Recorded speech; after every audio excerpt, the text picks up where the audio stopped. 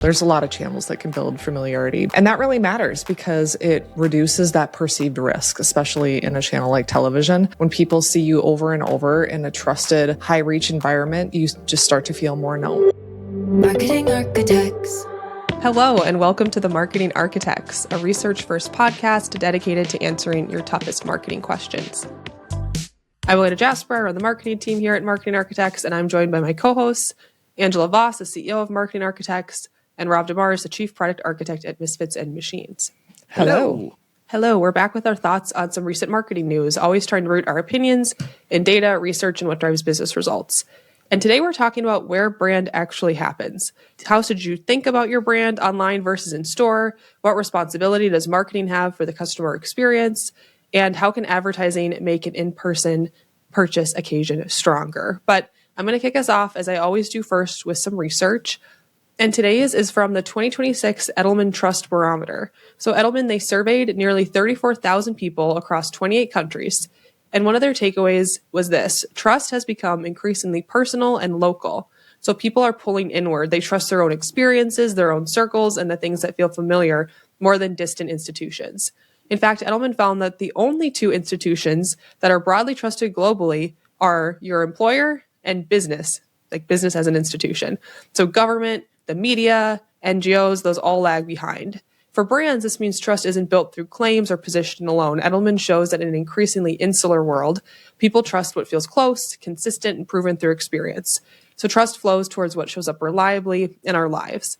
The report also makes it clear that shared reality is breaking down. 7 in 10 people globally say they are hesitant or unwilling to trust someone who is different from them.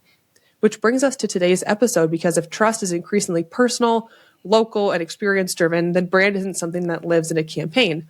It lives in the moments where expectations meet reality too, online, in person, and everywhere in between.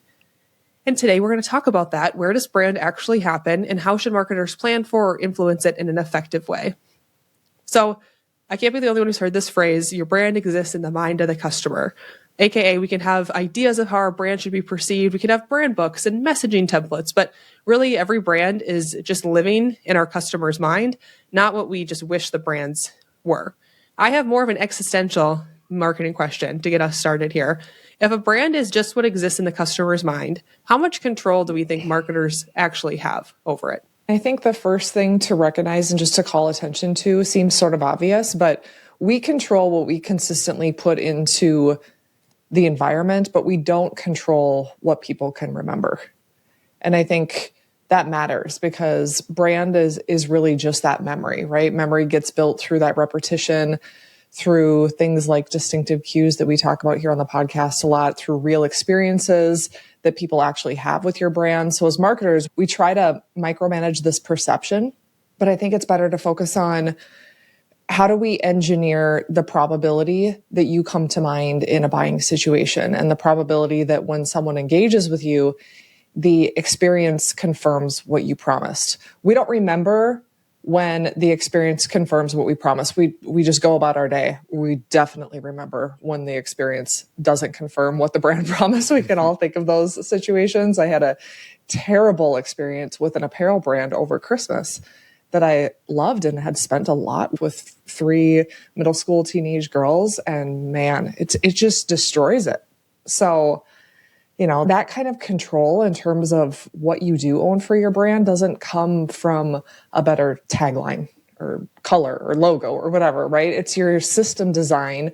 I think fewer handoffs, less friction in the customer journey, fewer surprises. If you actually want brand consistency, you need that experience consistency as well. And that's cross-functional across the business. It's not just marketing. Those are great points, Ange. And your examples really tie to the experience with the brand itself and how that reinforces those things. I do think as marketers, though, going to this existential question that you're asking, Elena, we have a freaking terrifying amount of control on what happens between people's ears. And, we are you guys have seen Inception, the movie Inception, Christopher Nolan. We are in the Inception business. We are planting dreams inside people's heads and thinking about the old mirror neurons, monkey see, monkey do. We're showing people sitting in a first class seat in a TV commercial and they're drinking their club soda with that lime, we as humans experience that. We are experiencing the brand even though we are not touching the brand. So we have an incredible amount of control, an incredible amount of responsibility. Then getting to Angela's point, the brand's got to deliver. But we definitely can make people feel the end benefit of the products before they ever touch it. Yeah, so marketing can definitely set an expectation of what a brand is going to be. And like you said, Rob, that could be a great thing or a bad thing. So, Ange, you gave that example of being disappointed by a brand. What happens when the expectation set by marketing doesn't match reality in this poor way? Like, where do we think that tends to happen most often? I think it breaks down in really predictable places. It's not super shocking. It's in the speed of delivery, whether or not you get the product at all in my case, friction gaps like I talked about, inability to process a return, bad onboarding, customer service doesn't match the promise. It's quality gaps where something looks great in the advertisement but then feels cheap, or it's confusing, or it's frustrating when you actually use it. So it's like these fine print gaps where pricing or fees or exclusions show up later and just create this distrust and this lack of alignment on what you thought it should be. Could also be things like products not in stock. That can be really frustrating. It's not necessarily that the product was bad or the quality was bad, but you're just like, I just can't get it. No, I heard a term that made me laugh out loud on this topic, which is corporate catfishing. You guys ever heard that? I have not heard that. That was kind of funny. And I think we've all felt that, especially dealing with ads we see in social media where the promises get pretty big and you really get let down. And those tend to be high volume churn models, right? They're just trying to get people in, but those are doom loops, right? They're pulling in people. At some point, everyone has a disappointing experience. They drop out. And then at some point, they just dissolve. There's no long-term marketing play there. But I think the other side of it is actually in an opportunistic way, don't promise to be the Ritz if you're running a Motel 6. You can be an amazing Motel 6, like celebrate and deliver the value that you can offer someone as being in a really clean, affordable, amazing place to stay, but don't try to be the Ritz if you're not the Ritz. Yeah, so part of that is just understanding like what your brand actually is. Like, can you understand the floor? Like, what's your minimal viable promise that you can offer your customer? And then measure your marketing against that just to make sure you're not overdoing it or you're not under-delivering at the same time in terms of what you can do for your audience. So sometimes there's this sort of mismatch between marketing and reality, not because marketing wants to promote an inferior product or a bad customer experience, but sometimes because marketing can get disconnected from the product or the product experience and can't really improve it. So why do we think marketers often over-index on things like comms and advertising and positioning, but tend to under-index on things like product and customer experience? I think part of it is just the system design. The comms is what we own as marketers. The customer experience is something we might be able to influence, but the campaigns, the messaging, the media is our lane. Fixing product or service issues is either not our responsibility at all, or it's slower, it's more political, it's cross-functional, and communication is easier to measure, I think, in the short term, so it feels safer. And that's our job, too. Again, back to engineering probabilities. We do want to come to mind. We do want that experience to be represented in however we talk about the brand, and so that's where we focus. Yeah, just to echo what you're saying, I love the old joke, a drunk guy is looking for his keys under a streetlight. You guys heard this one? Cop comes up to him and says, did you lose your keys over here? And the guy goes, no, I lost them in the park, but the light is better here. And I think as marketers, us focusing on what we feel good about, like what these are the levers that we have, but fixing a product experience, holy smokes, that's hard, right? Getting in with your design team, understanding how to deliver for the customer is just messy work. So yeah, we're going to retreat to the things that we know that are easy, but trying to fix the product through how you talk about the product that's a tough game. Yeah, I think it's hard because I know I hear a lot that marketing needs to become more involved in product, like marketing needs to get deeper into the business. And I can go along with that to an extent because comms does take a lot of time, like advertising the business, like that's an important responsibility too. So you're right. It's like that some of that is on others. But I think it's nice when marketing can bring insights, it can drive product and changes and has a voice in the room. But yeah, putting all that responsibility on marketing seems like a whole lot of work. All right. So the theme for this episode is fun, like thinking about like where does brand actually take place? Does it take place in the message people hear when they open the box, when they try a product, when they go into a store? So there's all these different moments where people can experience your brand. If we had to optimize for one moment where brand actually happens, where would it be? This was a hard one for me because where it actually happens, I easily go to product just because I think of all of those examples in my life where the product or the brand didn't deliver. And at the same time, that's really loyalty. And we've talked about what's the key to growth and broad reach and new customers and light buyers. And so we know that chasing loyalty in terms of how to grow a brand is sort of a fool's game. We're not loyal because of that. Customer acquisition is so important. And so when I think about where to optimize, it would be at that mental availability and driving that moment of choice, the shelf.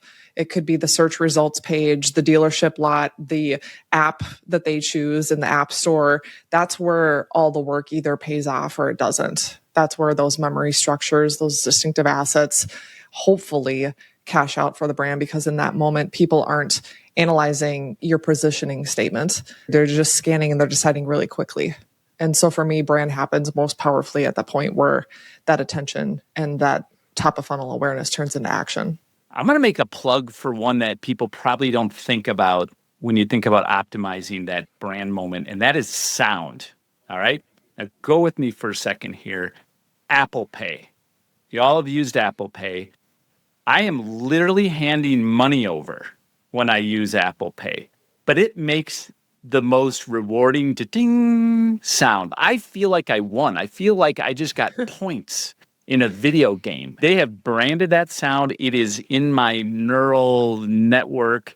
And what a great branding opportunity that people don't think about. And there's so many places that sound show up in a brand. If you're a retail store, what's the sound of your door when it opens? You know, all those Pavlov dog type reactions that we can use with sound. So making a plug for that.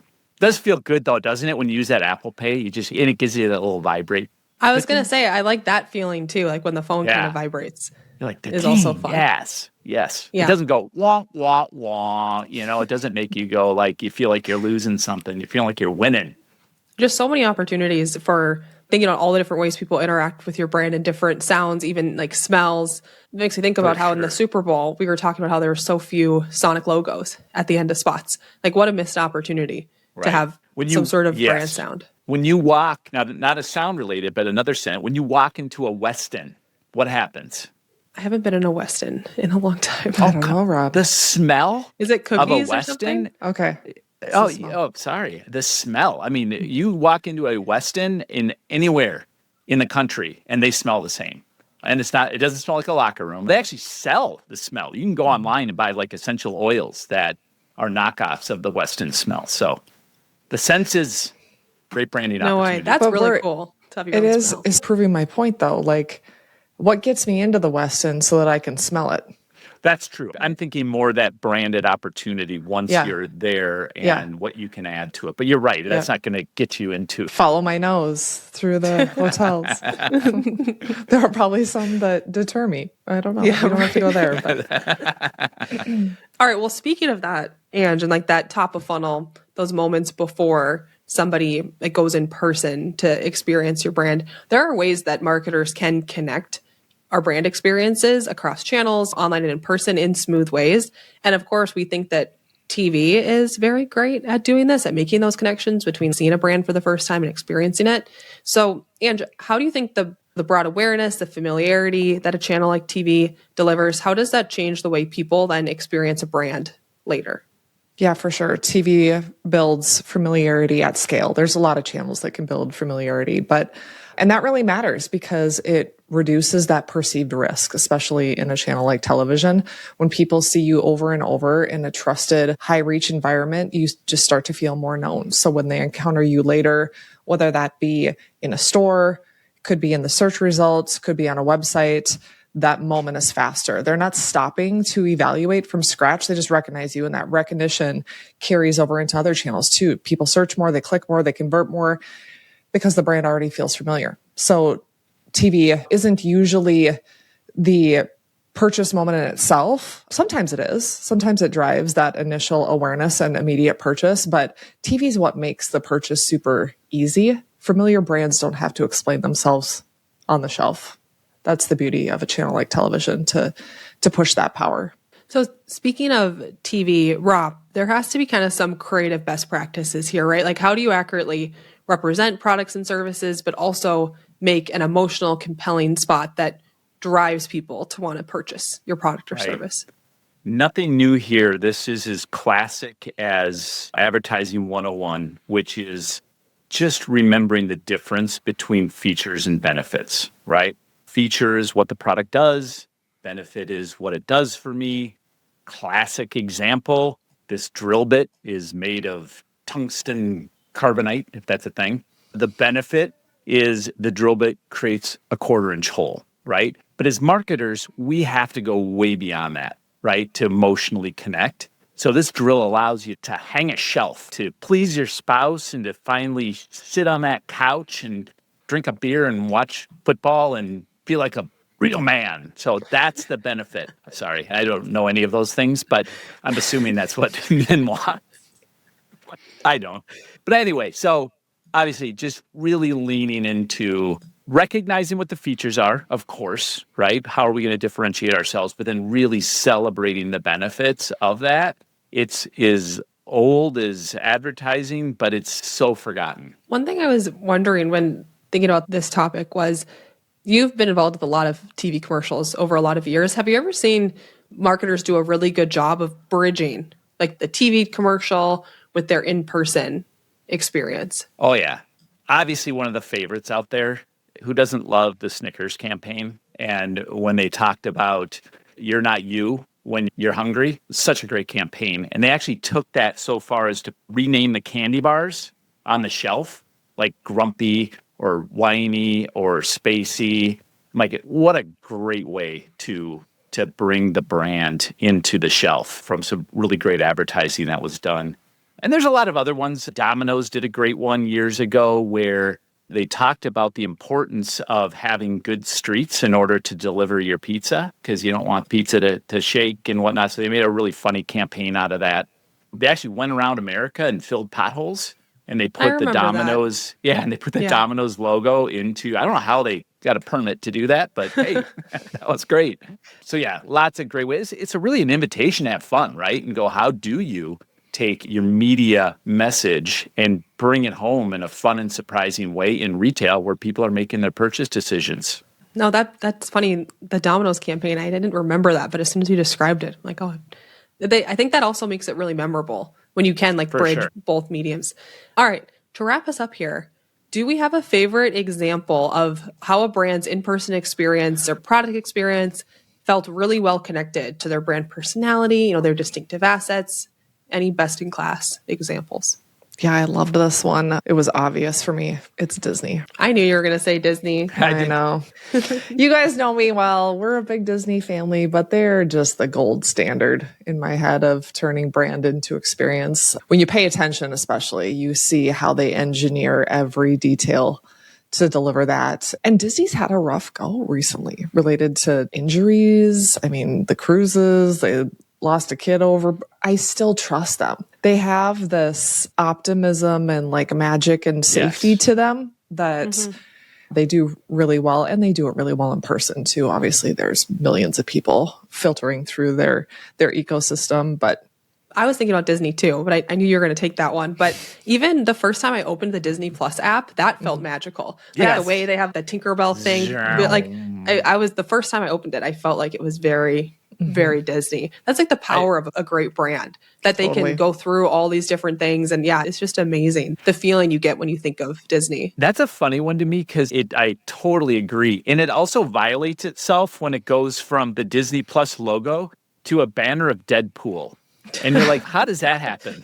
There's been some disconnect. I'm even wondering, because aren't they going to combine like Disney Plus and Hulu? Isn't that one of their? So and I wonder confusing. how that's going to feel.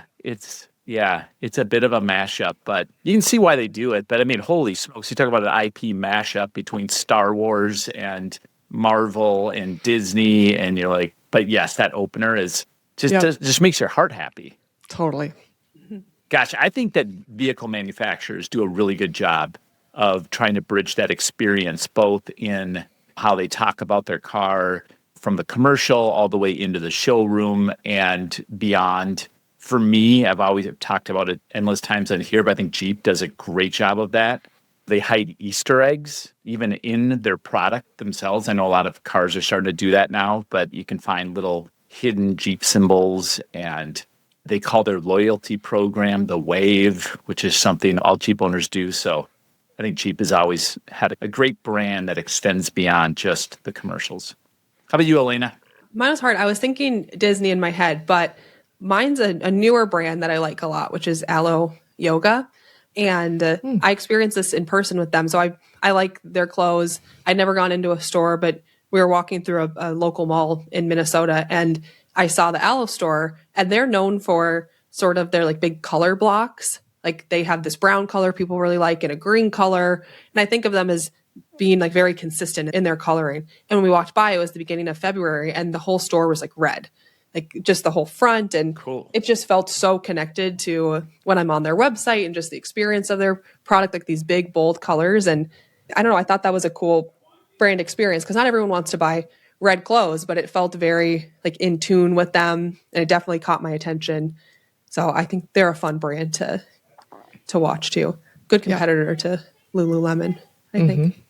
All right, great. That was a fun topic. I think that it's fun to think about different opportunities for how can our brand show up like offline and in person. How can we bridge it and make those connections? Because clearly I think that it does have an ability to help you remember a brand in a different sort of way when there's really good cohesion there. Absolutely. It all matters. That's it for this episode of The Marketing Architects. We'd like to thank Taylor De Los Reyes for producing the show. You can connect with us on LinkedIn, and if you like the podcast, please leave us a review. Now go forth and build great marketing. Marketing Architects.